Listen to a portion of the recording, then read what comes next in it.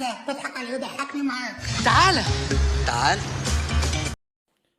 عملت ايه في دنيتي عشان اصحى من النوم على جملة القادم أسوأ في نادي الزمالك؟ انت بتتكلم جد؟ مات. لا حول ولا قوة الا بالله، والله ما اعرف غير منك دلوقتي يا ابو حميد. القادم أسوأ في نادي الزمالك. ايه الجملة دي يا اسلام؟ حد بيحفل عليكم؟ لا. طب حد بقى اكيد كارهكم؟ برضه لا. يبقى فريق منافس؟ لا. لا حد بيحفل علينا ولا فريق منافس بيتمناها ولا حد كارهنا ولا كل الكلام ده. القصة باختصار شديد، قول. الزمالك كان بيلعب مع الاهلي في السلة. حلو. الاهلي كسب الزمالك 71-64. جميل، عادي، بتحصل في احسن العائلات. الرياضة مكسب وخسارة، مفيش مشكلة. وانا اصلا مركزتش مع الماتش ده ولا حتى نزلت خبر. في بطولة اسمها المرتبط، مبروك للنادي الاهلي، بتحصل عادي. ما احنا ياما كسبنا النادي الاهلي في كل الالعاب الفردية والجماعية. ايه المشكلة؟ اضحك برضه ولا اقول لامه ايه ده؟ المستشار مرتضى منصور بيقول في بيان بعد قليل، استر يا رب. يطلع المستشار مرتضى منصور بالبيان بجمله يقول لك ايه؟ اللي زعلان او اللي شمتان يا ستار يا رب يخسر مننا. هو احنا نقعد نخسر لحد امتى؟ الناس اللي انتوا عارفينها دي. سلام. اما قصه عبره صحيح. يا سلام. ولكن انا مستني بيان المستشار مرتضى منصور. فالمستشار مرتضى منصور طلع قال اللي زعلان واللي شمتان واللي بيهلل احب اقول له جمله بسيطه. اتفضل يا سياده المستشار. القادم اسوأ في نادي الزمالك. نعم. تعالى على بختي وبختك يابا. عشمني بيه وغدر بيا. هو مين ده؟ حببني فيه وسابني يابا. القادم أسوأ. قادم أسوأ ازاي يعني؟ في كل الألعاب. في كل الألعاب؟ في كل الألعاب. كل الألعاب؟ يعني قصدك اللي في بالي ولا أنا بفكر في حاجة تانية؟ إيه اللي في بالك؟ كرة القدم. هي بما فيهم كرة القدم؟ أيوه، ما أنا بقول لك في كل الألعاب.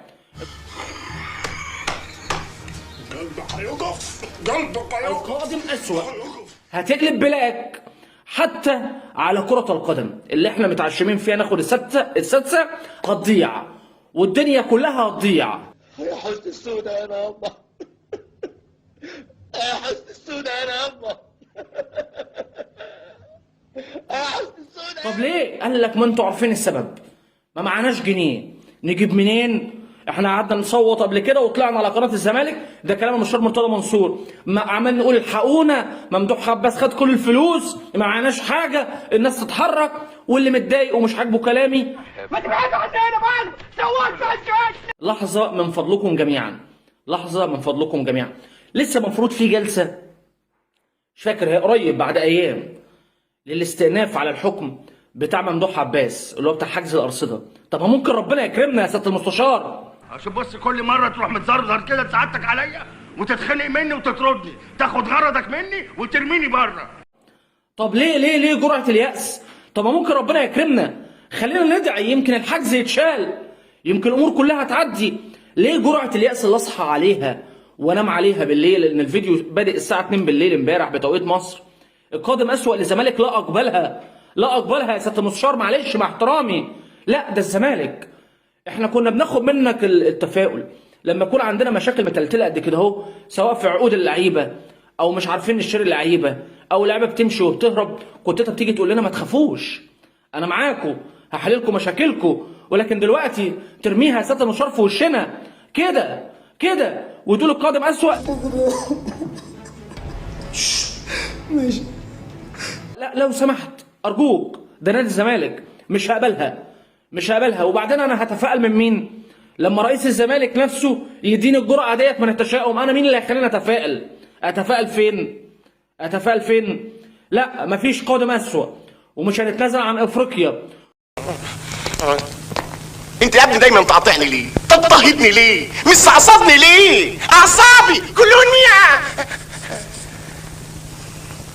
هتتحل ان شاء الله، لان انت كده انا كده هيجي لي يأس لما رئيس الزمالك نفسه يطلع يقول لي قادم اسوأ. او ما انا اطلع اعمل ايه؟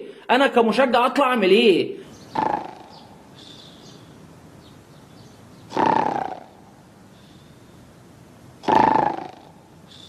ده احنا كده يعني لا.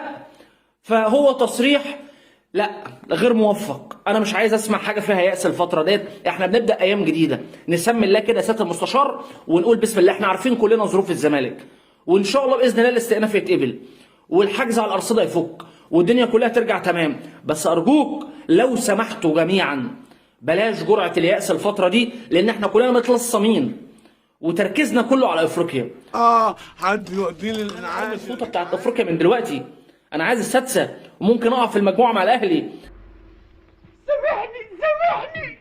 وما عايز اعد نفسي كويس. اعد نفسي ازاي اذا كان بتقولي في كل الالعاب احنا ضعنا؟ انت هتندب لي يا اخويا. واتمنى اي كلام ايجابي كده من مستشار مرتضى منصور الفتره الجايه، لان التصريح ده جاب لي احباط امبارح، خلاني كنت هبطل تشجيع كوره. يا ابني انت كحيان، انت كحيان يا محمد. يا عم فكك، احنا لسه بنقول يا اصطباحه.